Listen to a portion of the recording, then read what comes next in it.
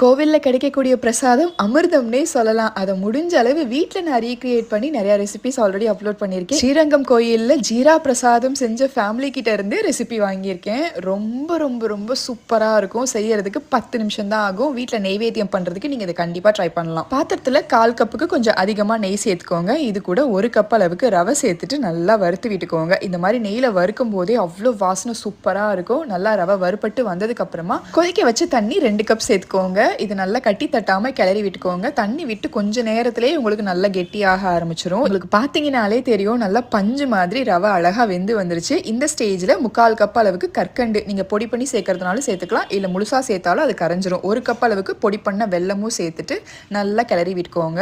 எல்லாமே அழகா ஒன்று சேர்ந்து இந்த மாதிரி பாத்திரத்துலேருந்து ஒட்டாமல் வரும். அந்த டைமில் கொஞ்சமாக ஏலக்காய் தூளும் 1 டேபிள் ஸ்பூன் நெய் சேர்த்துக்கோங்க. பச்சை கற்பூரம் சேர்த்தீங்கன்னா அந்த கோயிலில் கிடைக்கக்கூடிய பிரசாதத்தோட டேஸ்ட் வரும். உங்களுக்கு வீடியோவில் காமிக்கணுன்றதுக்காக ஒரு பெரிய பீஸா காமிச்சிருக்கேன். ஆனால் ஆட் பண்ணும்போது ஒரு சின்ன பீஸ் தான் சேர்த்தேன். பச்சை கற்பூரம் நிறையாவும் சேர்க்கக்கூடாது, அளவாக தான் சேர்த்துக்கணும். எல்லாத்தையும் நல்லா மிக்ஸ் பண்ணி விட்டுக்கோங்க. பாருங்கள், கரண்டியில் எடுக்கும் போதே நான் சொல்கிற பேச்செல்லாம் அது கேட்குது. பார்க்குறதுக்கே எவ்வளோ கிளாஸியாக சூப்பராக இருக்குல்ல. சாமிக்கு நெய்வேத்தியம் பண்ணிட்டு சாப்பிட்டு பாருங்கள், மனசும் நிறைவாக இருக்கும். கண்டிப்பாக ட்ரை பண்ணுங்கள். பாய்.